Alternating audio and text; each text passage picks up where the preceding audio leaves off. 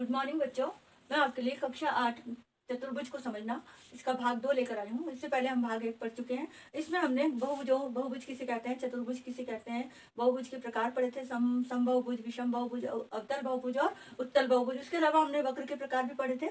इस भाग में हम पढ़ेंगे अब चतुर्भुजों के अंतःकोणों का योग ज्ञात करना। अब चतुर्भुज जैसा कि हमें नाम से ही स्पष्ट दिख रहा है, चतुर्भुज मतलब चार भुजाएं।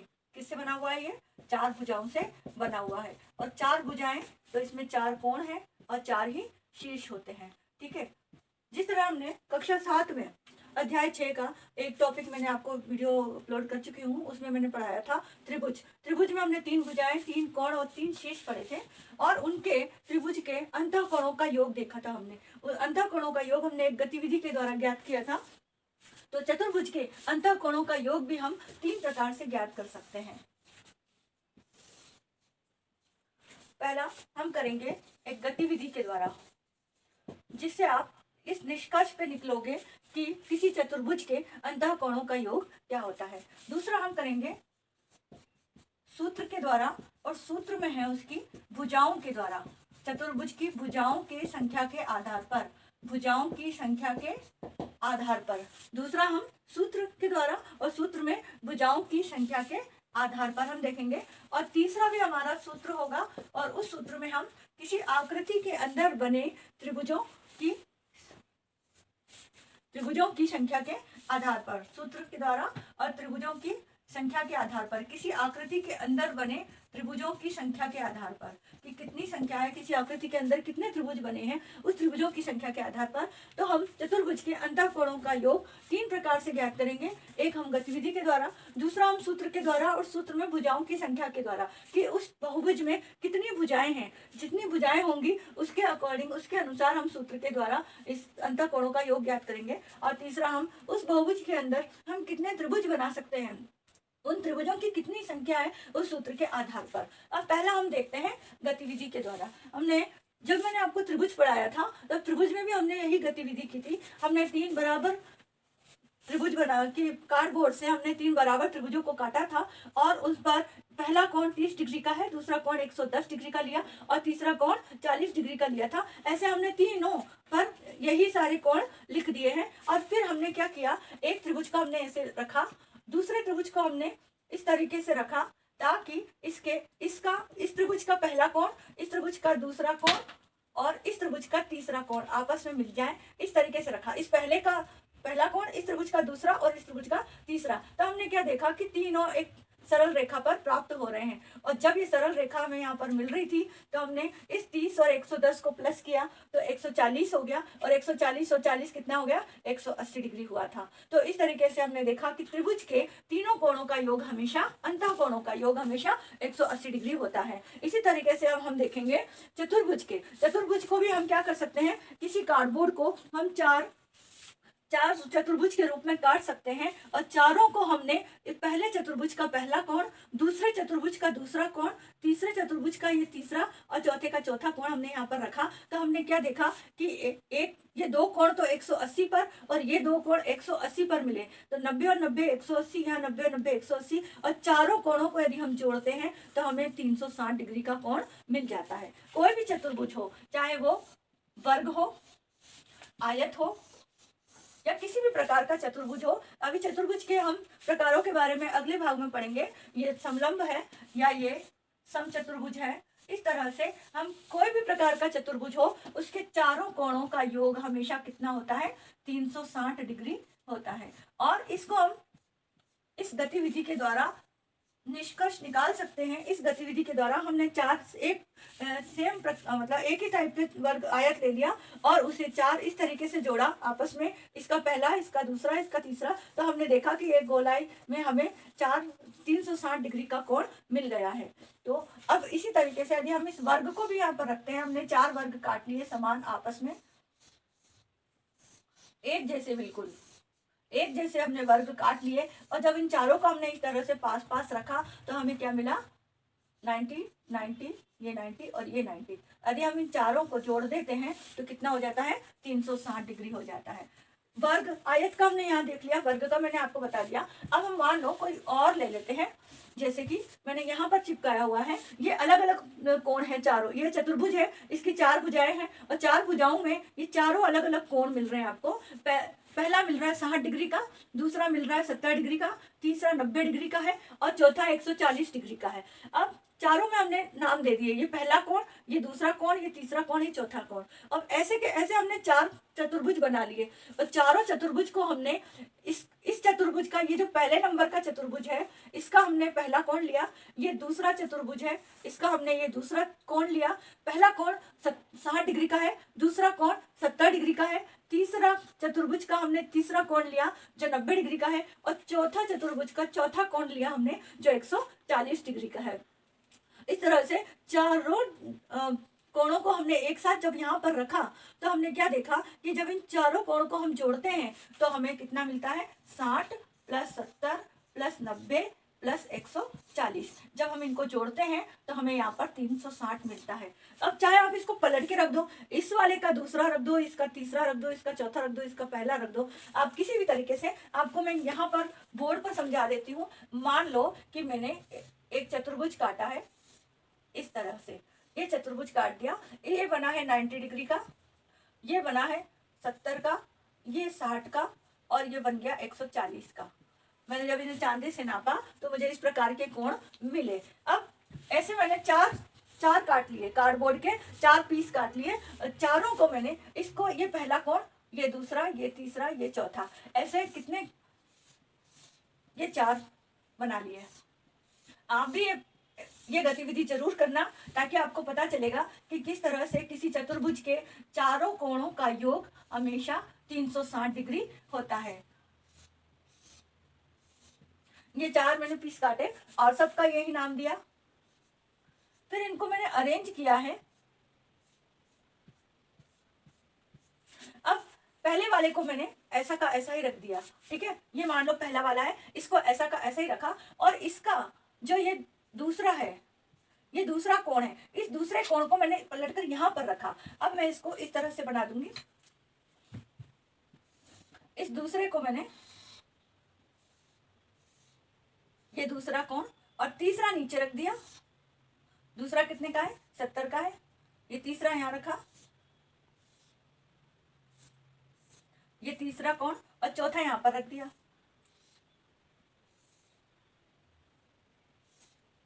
ये चौथा कोण और ये था हमारा 140 डिग्री का, ये था हमारा 90 डिग्री का। और जब हम इन चारों को जोड़ते हैं आपस में तो हमें क्या मिलेगा, 360 डिग्री का कोण मिल जाएगा। 60 + 70 + 140 + 90, ये मिला हमें 360 डिग्री। अब चाहे किसी भी प्रकार का चतुर्भुज हो, आप किसी भी प्रकार के चतुर्भुज को काट कर उन चारों पे एक समान नाम देके उन पे चारों को चांदे से कोणों को नाप करके आप उनके कोण लिख देना और फिर उन्हें इस तरीके से अरेंज करना कि पहले का पहला कोण, दूसरे का दूसरा, तीसरे का तीसरा, चौथे का चौथा, और फिर देखना कि क्या चारों कोणों का योग 360 डिग्री आता है। तो आप पाएंगे कि चाहे किसी भी प्रकार का चतुर्भुज हो, आपको उन चारों कोणों का योग 360 ही मिलेगा। तो ये हमने देखा गतिविधि के द्वारा। दूसरा हम देखेंगे सूत्र के द्वारा भुजाओं की संख्या के आधार पर। अब किसी चतुर्भुज के अंतःकोणों का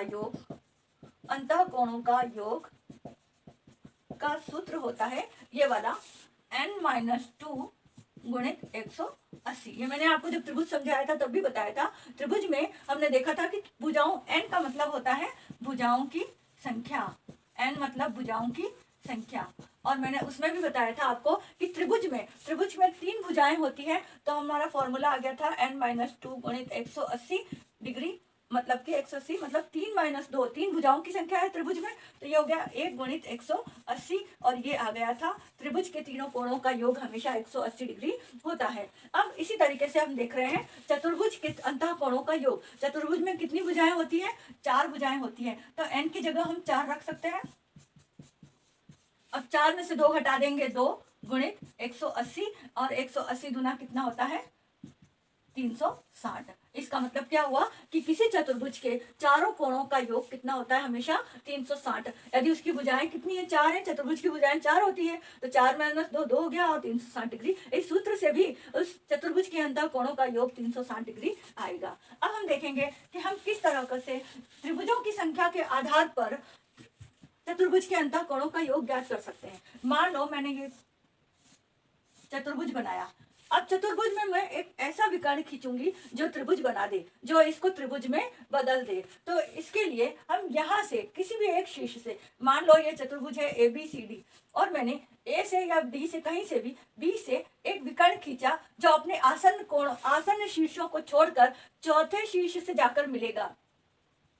हमने देखा था पहले वीडियो में कि विकर्ण किसे कहते हैं। विकर्ण जब एक शीर्ष से शुरू होकर अपने आसन्न शीर्षों को छोड़कर जब सामने वाले किसी शीर्ष पर मिलता है तो इसे हम विकर्ण कहते हैं। और ये एक विकर्ण खींचने से हमें यहाँ पर 2 त्रिभुज मिल गए। अब संख्या कितनी हो गई त्रिभुजों की? इसी चतुर्भुज के अंदर कितने त्रिभुज हो सकते हैं? 2 त्रिभुज हो सकते हैं। तो हमारा फॉर्मूला ये था कि त्रिभुजों की संख्या गुणित 180। बस इसमें इतना सा ही फॉर्मूला है, त्रिभुजों की संख्या गुणित 180। और किसी चतुर्भुज में हमें कितने गुण त्रिभुज मिल सकते हैं? 2 त्रिभुज मिल सकते हैं। और 2 गुणित 180 कितना हो जाता है? 360 डिग्री। तो इस तरह से हम किसी भी बहुभुज के अंतः कोणों का योग ज्ञात कर सकते हैं। यदि हम पंचभुज लेते हैं तो पंचभुज में भी हम भुजाओं की संख्या अब देख लेते हैं। यहीं पर सभी पंचभुज, सभी बहुभुज के हम इसी तरह, इसी गतिविधि से उसके अंतः कोणों का योग ज्ञात कर सकते हैं। और सूत्र हमारा क्या था? भुज n-2 गुणित 180। अब पंचभुज में कितनी भुजाएं होती हैं? 5 भुजाएं होती हैं। तो 5 - 2 गुणित 180, और ये हो गया 3 गुणित 180। तो हमारा उत्तर आ गया 18 तिया 54, 540 डिग्री आ गया। तो किसी भी पंचभुज के, ये पंचभुज है, इस पंचभुज के किसी भी पंचभुज के अंतः कोणों का योग हमेशा कितना आएगा? 5 कोणों का योग हमेशा कितना आएगा? 540। यदि वो समबाहुभुज है तो सारे कोणों का समान आ जाएगा। लेकिन यदि वो अलग है, सबके कोण अलग अलग है, तो भी हम कुछ 5 कोणों को जोड़ेंगे तो हमें 540 ही मिलेगा। और यदि इनमें त्रिभुजों की संख्या के आधार पर हम देखें, मान लो मैंने ये चतुर्भुज बना दिया। अब इसमें हमें त्रिभुज बनाना है। हम ABCD और E से शुरू करते हैं। A से हमने लिया, A से उसके आसन्न शीर्षों को छोड़कर हम अगले वाले शीर्षों से इसको मिला देंगे। बस हमें त्रिभुज ही बनाने हैं, ज्यादा विकर्ण नहीं खींचने हैं। इस आकृति के अंदर हमें त्रिभुज बने उतने ही विकर्ण खींचने हैं। अब इसमें कितने त्रिभुज मिल गए हमें? 3 त्रिभुज मिल गए। हमारा फॉर्मूला क्या था? त्रिभुजों की संख्या गुणित 180। तो ये हो गया कितने त्रिभुज? 3 गुणित 180, और ये आ गया 540 डिग्री। तो हम क्या देखते हैं कि किसी पंचभुज के सभी कोणों का योग, इन सभी कोणों का योग हमेशा हमें कितना मिलेगा? 540 मिलेगा। इसी तरीके से हम षडभुज ले सकते हैं। ये हमारा षडभुज है। षडभुज में कितनी भुजाएं हो गई? 6 भुजाएं हो गई। 1 2 3 4 5 6। तो यहाँ पर हम क्या कर देंगे? अब भुजाओं की संख्या के स्थान पर क्या कर देंगे? हम 6 लिख देंगे, और 6 पर यहाँ 6 - 2 4 हो जाएगा, और 18 चौक 72। ये आ गया हमारा 720 डिग्री। और इसी तरीके से अब हम इसमें देखेंगे कि किसी षडभुज के में कितने त्रिभुज बन सकते हैं। आप कोई भी एक शीर्ष पकड़ लो और उसी से ही आपको उसके आसन्न शीर्षों को छोड़कर बाकी सबसे मिला देना है। इससे मिला दिया, इससे मिला दिया, और इससे मिला दिया। अब हमें इसके अंदर कितने त्रिभुज प्राप्त हो गए? 1 2 3 और 4। ये 4 त्रिभुज प्राप्त हो गए। अब हम यहाँ पर त्रिभुजों की संख्या गुणित 180, तो ये हो गया हमारा 4 गुणित 180 डिग्री, और ये कितना हो गया? 18 चौक 72, 720 डिग्री हो गया। इसी तरीके से आप आगे अष्टभुज, नवभुज, 10 भुज आप सभी के अंतः कोणों की संख्या ज्ञात कर सकते हो। तो आज मैं अपना वीडियो यहीं पर समाप्त करती हूँ। इसमें हमने देखा था सबसे चतुर्भुज, हमारा जो मेन चैप्टर है चतुर्भुज को समझना। हमने चतुर्भुज क्या होता है, चतुर्भुज को हम किस 3 प्रकार से उसके अंतः कोणों का योग ज्ञात कर सकते हैं, हमने देखा। गतिविधि के द्वारा, सूत्र जिसमें भुजाओं की संख्या द्वारा, और तीसरा सूत्र जिसमें त्रिभुजों की संख्या द्वारा, आकृति के अंदर बने त्रिभुजों की संख्या द्वारा। ठीक है, धन्यवाद। अभी हमने पढ़ा चतुर्भुज के अंतः कोणों का योग ज्ञात करना। अब हम पढ़ेंगे चतुर्भुज के बाह्य कोणों का योग ज्ञात करना। ठीक है, चतुर्भुज के बाह्य कोणों का हम किस प्रकार ज्ञात कर सकते हैं। अब आप याद करो, यदि आपने मेरे त्रिभुज और उसके गुण वाला वीडियो देखा है तो त्रिभुज में हमने क्या किया था, 3 भुजाएं होती है उसकी, और बाह्य कोणों को ज्ञात करने के लिए हमने हर भुजा को आगे बढ़ाया था। ठीक है ना, जैसे हमने ए और ए, इस वाली भुजा से हमने इस तरह से आगे बढ़ाया था, इस भुजा को BC को हमने इस तरह से आगे बढ़ाया था, और CA भुजा को हमने इस तरह से आगे बढ़ाया था। फिर हमने देखा कि जब यहाँ पर 60 डिग्री है, यहाँ पर 60 डिग्री का कोण है, और यहाँ पर 60 डिग्री का कोण है, तो हमें यहाँ पर जैसे ही हमने इस भुजा को आगे बढ़ाया, हमें एक सरल रेखा यहाँ पर प्राप्त होती है, और इस सरल रेखा पर एक सरल कोण हमें मिलता है, ये हम जानते हैं। ये सरल कोण हमें यहाँ तक मिल चुका है, जिसका मान है 60 डिग्री। अब हम चांदे से इतना और नाप लेंगे, जब हम ये नापेंगे तो हमें ये मिलेगा 120 डिग्री। और इसी तरीके से हमने ये भी देखा था, इसको भी हमने नापा था और हमें 120 डिग्री मिला था, और हमने इसे भी नापा था तो हमें यहाँ पर 120 डिग्री मिला था। और जब हमने इन तीनों को जोड़ा तो हमें कितना मिल गया था, 360 डिग्री मिला था। ठीक है, 120, 120 और 120 कितने होते हैं, 360 डिग्री। तब हमने ये निष्कर्ष निकाला था कि किसी भी त्रिभुज के तीनों बाह्य कोणों का योग 360 डिग्री होता है। अब हम देखेंगे चतुर्भुज में, चतुर्भुज के सभी बाह्य कोणों का मान कितना होता है, सभी बाह्य कोणों के योग कितना होता है, उनका योग कितना होता है। इसमें भी हम ऐसा ही करेंगे। मान लिया कि ये एक सबसे पहले हम लेते हैं वर्ग से, एक वर्ग जो कि आप लोगों ने बहुत पिछली कक्षाओं में अच्छी तरह जानते हो वर्ग को, जिसका प्रत्येक कोण कितना होता है, 90 डिग्री का होता है। अब इसमें भी हम वैसे ही करेंगे, इसकी हर भुजा को हम आगे बढ़ाएंगे ताकि हम उस पर बाह्य कोण प्राप्त कर सके। इसकी इस AB भुजा को मैंने आगे बढ़ाया, फिर BC भुजा को आगे बढ़ाया, फिर CD भुजा को आगे बढ़ाया, और फिर DA भुजा को आगे बढ़ाया। अब हमें देखना है बाह्य कोण। ये मिला हमको A का 90 तक तो हमें मिल ही गया था। जब हम इसे चांदे से नापेंगे तो हमें यहाँ पर फिर एक 90 डिग्री का कोण मिलेगा।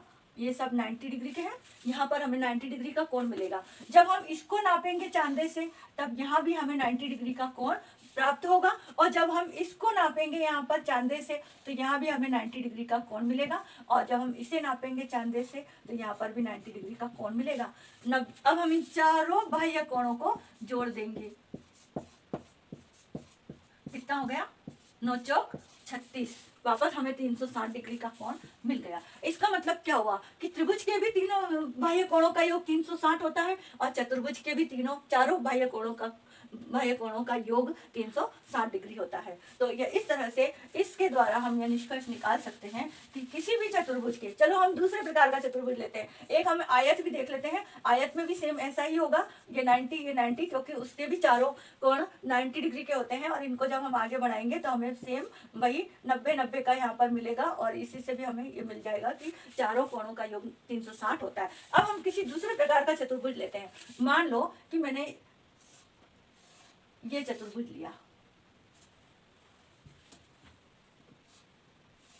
ठीक है। अब मैंने जब इसको चांदे से नापा तो ये मुझे 90 का मिला, इसको नापा तो ये मुझे 70 का मिला, और इसको जब मैंने नापा चांदे से तो ये मुझे 60 का मिला, और इसको नापा तो ये मुझे 140 का मिला। ठीक है, मैंने एक कॉपी पर एक चतुर्भुज बना लिया अपने मन से, और फिर मैंने इसके चारों कोणों को चांदे से नापा। जब मैंने नापा तो मुझे ये मान लो ये A कोण है, ये B है, ये C है, और ये D है, ये मुझे इतने कोण के मिल गए थे। अब मैंने क्या किया, मुझे देखना है कि क्या इस प्रकार का जिसके चारों ही कोणों का मान अलग है। इससे पहले तो हमने वर्ग और आयत देखा जिसमें चारों कोणों का मान 90 डिग्री था, तो बाहर के भी चारों कोणों का मान हमें 90 डिग्री मिला। अब ये जो चतुर्भुज है इसमें अंदर के चारों कोणों का मान बिल्कुल अलग अलग है एक दूसरे से, तो हम देखेंगे कि हमें बाह्य कोणों का मान कितना मिलता है। फिर हम क्या करेंगे, स्केल और पेंसिल से यहाँ पर स्केल से बिल्कुल सीधी रेखा खींचेंगे, मतलब इस भुजा को हम आगे बढ़ाएंगे, इसको हमने आगे बढ़ा दी, फिर इस भुजा को हमने आगे बढ़ा दी, फिर इस भुजा को हमने आगे बढ़ा दी, और फिर इस भुजा को आगे बढ़ा दिया हमने। क्यों? क्योंकि हमें क्या करना है, बाहर के चारों कोणों का मान ज्ञात करना है। अब मैंने चांदे को यहाँ पर रखा तो मुझे यहाँ पर 90 डिग्री का कोण मिला। ठीक है, क्योंकि वैसे भी देखो आपको एक सरल रेखा मिल रही है यहाँ पर, और ये सरल रेखा एक सरल कोण का निर्माण करती है, तो 90 और 90 कितना हो जाता है, 180 हो जाता है। जब मैंने यहाँ पर इसको चांदे से नापा तो मुझे यहाँ पर 110 डिग्री का कोण मिला। जब इसको यहाँ पर चांदा रख करके जब हम इसे नापेंगे तो यहाँ पर 110 डिग्री का कोण मिलेगा, ठीक है। और जब हमने इसको नापा तो यहाँ पर 120 डिग्री का कोण मिला। चांदे से आपको नापना है, कुछ भी आपको मन से नहीं लिखना है, स्केल से लाइनें आगे बढ़ा, ये भुजा आगे बढ़ानी है स्केल से, और चांदे से लेकर आपको नापना है। जब आप यहाँ पर नापोगे तो आपको 40 डिग्री का कोण मिलेगा। अब ये भी एक सरल रेखा, ये भी एक सरल रेखा, और ये भी एक सरल रेखा, जिसमें हमें 140। अब इन बाह्य कोण जो आपको चांदे से प्राप्त हुए हैं, आप उन सबको जोड़ लो। इसको, इस वाले बाह्य कोण को मान लो हमने ए स्मॉल लेटर में दे दिया, इसको बी स्मॉल लेटर में दे दिया, इसको सी और इसको डी दे दिया। अब इन चारों को आप जोड़ दो। ए कितना है हमारा 90 डिग्री का है, और ये बी कितने का है बाह्य कोण 110 डिग्री का है, और ये सी कितने का मिला 120 डिग्री का मिला, और ये डी 40 डिग्री का मिला। अब आप इन सबको जोड़ दो, 9, 10, 11, 12 और ये 16 और ये 360 डिग्री। यहाँ पर भी आपको हमेशा 360 डिग्री का कोण ही प्राप्त होगा। तो किसी भी प्रकार का चतुर्भुज हो, चाहे वो समलंब हो, पतंग हो, समचतुर्भुज हो, आयत हो, वर्ग हो, समांतर चतुर्भुज हो, किसी भी प्रकार का चतुर्भुज हो, जब आप उनकी भुजाओं को आगे बढ़ा दोगे और फिर आप उसे चांदे से बाह्य कोण को नापोगे तो आपको ये कोण जो प्राप्त होंगे उनको आप जोड़ कर देख लेना, आपको हमेशा 360 डिग्री का कोण ही मिलेगा। अब इसी में मैं आपको दूसरे पंचभुज और षडभुज भी बता देती हूँ। तो पंचभुज और षडभुज के बाह्य कोणों का मान कितना होगा। ये पंचभुज है मान लिया, ठीक है, और ये षडभुज है, इसमें भी आपको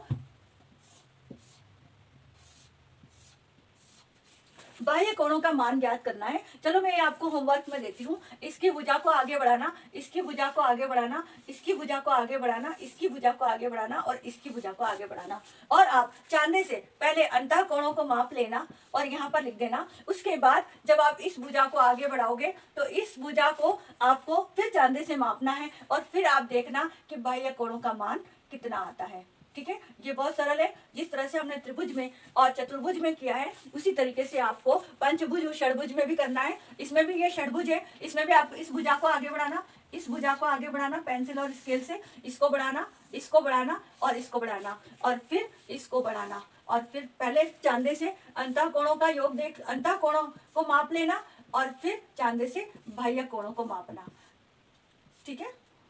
और फिर आप मुझे इसको बताना कि आपने पंचभुज, षडभुज और सप्तभुज के बाह्य कोणों का कितना मान ज्ञात किया है, ठीक है।